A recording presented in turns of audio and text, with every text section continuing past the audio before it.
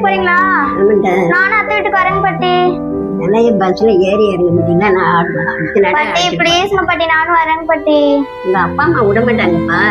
அதெல்லாம் விடுவாங்க பாட்டி, நான் போய் கேட்டுட்டு வரேங்க பாட்டி. சரி போய் கேட்டுவா. அப்பா நானும் பாட்டி கூட ஊருக்கு போட்டுமா? அப்பா அதுக்குள்ள பாட்டி வந்துருவாங்களாங்கப்பா, நான் போயிட்டு உடனே வந்துடுறேங்கப்பா. ப்ளீஸ்ங்கப்பா. சரி போயிட்டு வரேன்.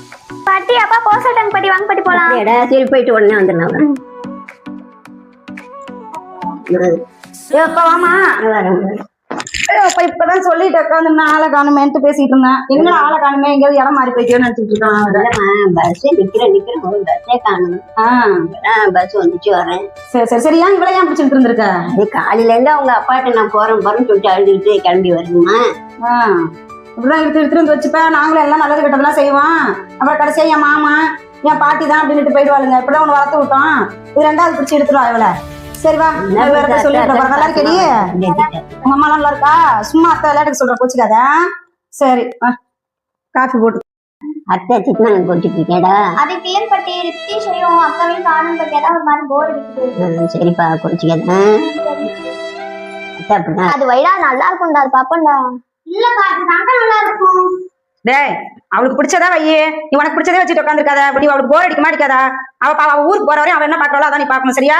ரிமோட்டை கூட நீ ரிமோட் எடுக்க கூடாது.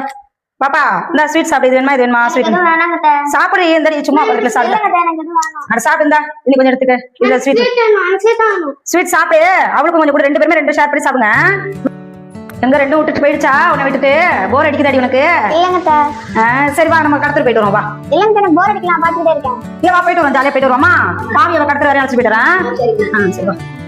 நான் அழைச்சல் தான் எனக்கு கால் வலிக்குதாடி. இல்லங்க. நீ விளையாட போயிட்டா நான் கடத்தல் போயிருந்தேன். என்னதுங்கம்மா அது? இது ஒண்ணும் இல்லப்பா சும்மா. என்னதுன்னு பாத்துங்கம்மா. இது காவியாவுக்கு ட்ரெஸ் எடுத்தேன். உனக்கு நான் அப்புறம் எடுத்து தரேன் போ. மா இந்த காவியாவுக்கு ட்ரெஸ் எடுத்துருந்தேன். அந்த நல்லா இருக்கான் பாரு.